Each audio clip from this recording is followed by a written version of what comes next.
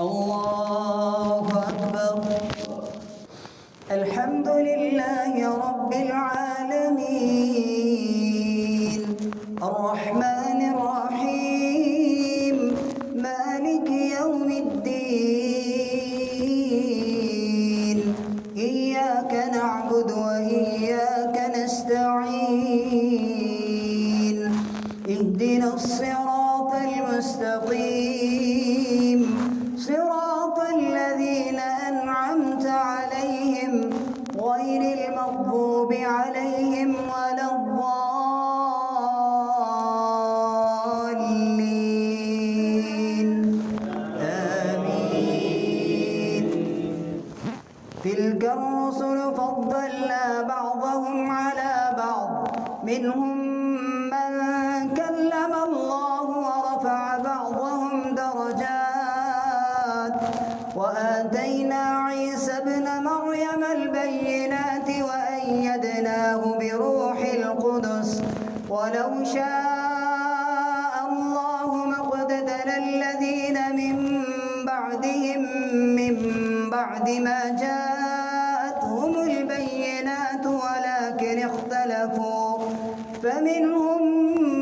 من آمن ومنهم من كفر ولو شاء الله ما اقتتلوا ولكن الله يفعل ما يريد. يا أيها الذين آمنوا أنفقوا مما رزقناكم من قبل أن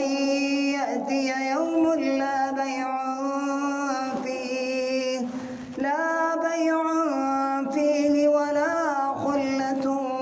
ولا شفاعة والكافرون هم الظالمون. الله لا إله إلا هو الحي القيوم لا تأخذه سنة ولا نوم له ما في السماوات وما في الأرض من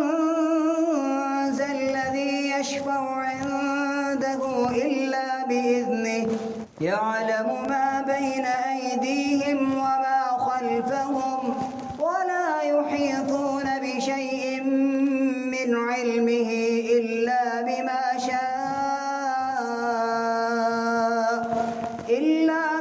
شاء وسع كرسيه السماوات والأرض ولا يؤوده حفظهما وهو العلي العظيم. لا إكراه في الدين قد تبين الرشد من الغي فمن يكفر بالطاغوت ويؤمن بالله فقد استمسك بالعروة الوثقى لا انفصام لها والله سميع عليم. الله ولي الذين آمنوا يخرجهم من الظلمات إلى النور والذين كفروا أولياؤهم الطاغوت يخرجونهم من النور إلى الظلمات أولئك أصحاب النار هم فيها خالدون. ألم تر إلى الذي حاج في إبراهيم أن آتاه الله الملك إذ قال إبراهيم ربي الذي يحيي ويميت قال أنا أحيي وأميت قال إبراهيم فإن الله يأتي بالشمس من المشرق فأت بها من المغرب فبهت الذي كفر والله لا يهدي القوم الظالمين. أو كالذي مر على قرية وهي خاوية على عروشها قال أنى يحيي هذه الله بعد موتها فأماته الله 100 عام ثم بعثه قال كم لبثت قال لبثت يوما أو بعض يوم قال بل لبثت 100 عام فانظر إلى طعامك وشرابك لم يتسنه وانظر إلى حمارك ولنجعلك آية للناس وانظر إلى العظام كيف ننشزها ثم نكسوها لحما فلما تبين له قال أعلم أن الله على كل شيء قدير وإذ قال إبراهيم رب أرني كيف تحيي الموتى قال أولم تؤمن قال بلى ولكن ليطمئن قلبي قال فخذ 4 من الطير فسرهن إليك ثم اجعل على كل جبل منهن جزءا ثم ادعهن يأتينك سعيا واعلم أن الله عزيز حكيم مثل الذين ينفقون أموالهم في سبيل الله كمثل حبة أنبتت 7 سنابل في كل سنبلة 100 حبة والله يضاعف لمن يشاء والله واسع عليم الذين ينفقون أموالهم في سبيل الله ثم لا يتبعون ما أنفقوا منا ولا أذى لهم أجرهم عند ربهم ولا خوف عليهم ولا هم يحزنون قول معروف ومغفرة خير من صدقة يتبعها أذى والله غني حليم يا أيها الذين آمنوا لا تبطلوا صدقاتكم بالمن والأذى كالذي ينفق ماله رئاء الناس ولا يؤمن بالله واليوم الآخر فمثله كمثل صفوان عليه تراب فأصابه وابل فتركه صلدا لا يقدرون على شيء مما كسبوا والله لا يهدي القوم الكافرين ومثل الذين ينفقون أموالهم ابتغاء مرضات الله وتثبيتا من أنفسهم كمثل جنة بربوة أصابها وابل فآتت أكلها ضعفين فإن لم يصبها وابل فطل والله بما تعملون بصير أيود أحدكم أن تكون له جنة من نخيل وأعناب تجري من تحتها الأنهار له فيها من كل الثمرات فأصابه الكبر وله ذرية ضعفاء فأصابها إعصار فيه نار فاحترقت كذلك يبين الله لكم الآيات لعلكم تتفكرون يا أيها الذين آمنوا أنفقوا من طيبات ما كسبتم ومما أخرجنا لكم من الأرض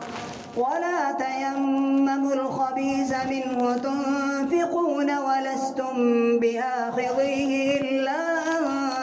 تغمضوا فيه واعلموا أن الله غني حميد. الشيطان يعدكم الفقر ويأمركم بالفحشاء والله يعدكم مغفرة وفضلا والله واسع عليم. يؤتي الحكمة من يشاء ومن يؤت الحكمة فقد أوتي خيرا كثيرا وما يذكر إلا أولو الألباب. وما أنفقتم من نفقة أو نذرتم من نذر فإن الله يعلمه وما للظالمين من أنصار. إن تبدوا الصدقات فنعما هي وإن تخفوها وتؤتوها الفقراء فهو خير لكم ويكفر عنكم سيئاتكم والله بما تعملون خبير. ليس عليك هداهم ولكن الله يهدي من يشاء وما تنفقوا من خير فلأنفسكم وما تنفقون إلا ابتغاء وجه الله وما تنفقوا من خير يوفى إليكم وأنتم لا تظلمون. للفقراء الذين أحصروا في سبيل الله لا يستطيعون ضربا في الأرض يحسبهم الجاهل أغنياء من التعفف تعرفهم بسيماهم لا يسألون الناس إلحافا وما تنفقوا من شيء فإن الله به عليم. الذين ينفقون أموالهم بالليل والنهار سرا وعلانية فلهم أجرهم عند ربهم ولا خوف عليهم ولا هم يحزنون. الذين يأكلون الربا لا يقومون إلا كما يقوم الذي يتخبطه الشيطان من المس ذلك بأنهم قالوا إنما البيع مثل الربا وأحل الله البيع وحرم الربا. فمن جاءه موعظة من ربه فانتهى فله ما سلف وأمره إلى الله ومن عاد فأولئك أصحاب النار هم فيها خالدون. يمحق الله الربا ويربي الصدقات والله لا يحب كل كفار أثيم. إن الذين آمنوا وعملوا الصالحات وأقاموا الصلاة وآتوا الزكاة لهم أجرهم عند ربهم ولا خوف عليهم ولا هم يحزنون. يا أيها الذين آمنوا اتقوا الله وذروا ما بقي من الربا إن كنتم مؤمنين فإن لم تفعلوا فأذنوا بحرب من الله ورسوله وإن تبتم فلكم رؤوس أموالكم لا تظلمون ولا تظلمون. وإن كان ذو عسرة فنظرة إلى ميسرة وأن تصدقوا خير لكم إن كنتم تعلمون. واتقوا يوما ترجعون فيه إلى الله ثم توفى كل نفس ما كسبت وهم لا يظلمون. يا أيها الذين آمنوا إذا تداينتم بدين إلى أجل مسمى فاكتبوه وليكتب بينكم كاتب بالعدل ولا يأب كاتب أن يكتب كما علمه الله فليكتب وليملل الذي عليه الحق وليتق الله ربه ولا يبخس منه شيئا فإن كان الذي عليه الحق سفيها أو ضعيفا أو لا يستطيع أن يمله وليملل وليه بالعدل واستشهدوا شهيدين من رجالكم فإن لم يكونا رجلين فرجل وامرأتان ممن ترضون من الشهداء أن تضل إحداهما الأخرى فتذكر إحداهما الأخرى ولا يأبى الشهداء إذا ما دعوا ولا تسأموا أن تكتبوه صغيرا أو كبيرا إلى أجله ذلكم أقسط عند الله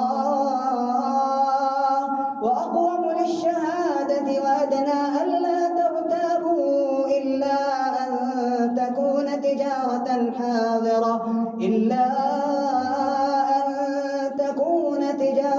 حاضرة تديرونها بينكم فليس عليكم جناح ألا تكتبوها وأشهدوا إذا تبايعتم ولا يضار كاتب ولا شهيد وإن تفعلوا فإنه فسوق بكم واتقوا الله ويعلمكم الله والله بكل شيء عليم وإن كنتم على سفر ولم تجدوا كاتبا فرهان مقبوضة فإن أمن بعضكم بعضا فليؤدي الذي اؤتمن أمانته وليتق الله ربه ولا تكتموا الشهادة ومن يكتمها فإنه آثم قلبه والله بما تعملون عليم لله ما في السماوات وما في الأرض وإن تبدوا ما في أنفسكم أو تخفوه يحاسبكم به الله فيغفر لمن يشاء ويعذب من يشاء والله على كل شيء قدير آمن الرسول بما أنزل إليه من ربه والمؤمنون كل آمن بالله وملائكته وكتبه ورسله لا نفرق بين أحد من رسله وقالوا سمعنا وأطعنا غفرانك ربنا وإليك المصير لا يكلف الله نفسا إلا وسعها لها ما كسبت وعليها ما اكتسبت ربنا لا تؤاخذنا إن نسينا أو أخطأنا ربنا ولا تحمل علينا إصرا كما حملته على الذين من قبلنا ربنا ولا تحملنا ما لا طاقة لنا به واعف عنا واغفر لنا وارحمنا أنت مولانا فانصرنا على القوم الكافرين بسم الله الرحمن الرحيم ألف لام ميم الله لا إله إلا هو الحي القيوم نزل عليك الكتاب بالحق مصدقا لما بين يديه وأنزل التوراة والإنجيل من قبل هدى للناس وأنزل الفرقان إن الذين كفروا بآيات الله لهم عذاب شديد والله عزيز ذو انتقام إن الله لا يخفى عليه شيء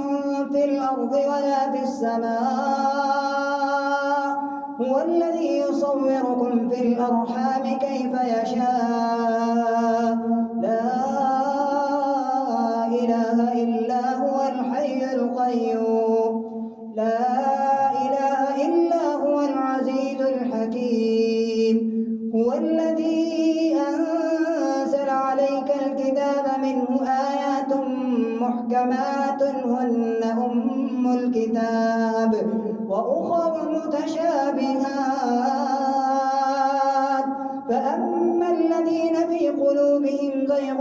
فيتبعون ما تشابه منه ابتغاء الفتنة وابتغاء تأويله وما يعلم تأويله إلا الله والراسخون في العلم يقولون آمنا به كل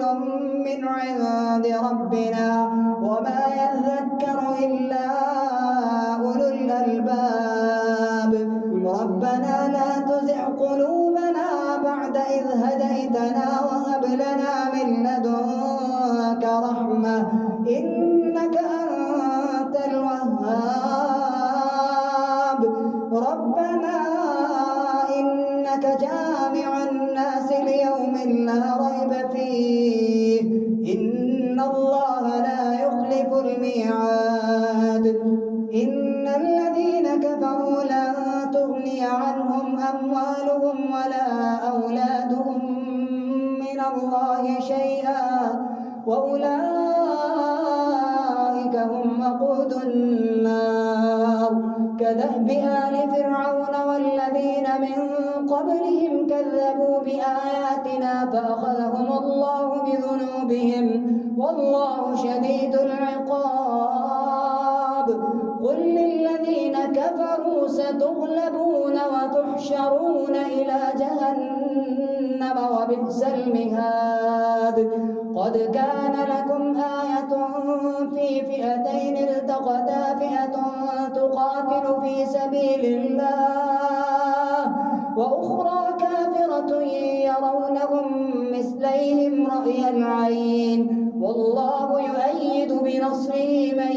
يشاء إن في ذلك لعبرة لأولي الأبصار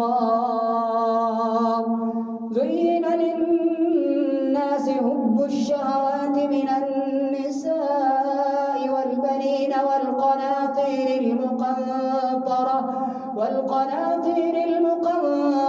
من الذهب والفضة والخيل المسومة والأنعام والحرث ذلك متاع الحياة الدنيا والله عنده حسن المآب قل أنبئكم بخير من ذلكم للذين اتقوا عند ربهم جنات تجري من تحتها الأنهار خالدين فيها وأزواج مطهرة ورضوان من الله والله بصير بالعباد الذين يقولون ربنا إننا آمنا فاغفر لنا ذنوبنا وقنا عذاب النار الصابرين والصادقين والقانتين والمنفقين والمستغفرين بالأسحار شهد الله أنه لا إله إلا هو والملائكة وأولو العلم قائما بالقسط لا إله إلا هو العزيز الحكيم إن الدين عند الله الإسلام وما اختلف الذين أوتوا الكتاب إلا من بعد ما جاءهم العلم بغيا بينهم ومن يكفر بآيات الله فإن الله سريع الحساب فإن حاجوك فقل أسلمت وجهي لله ومن اتبعني وقل للذين أوتوا الكتاب والأميين فإن أسلموا فقد اهتدوا وإن تولوا فإنما عليك البلاغ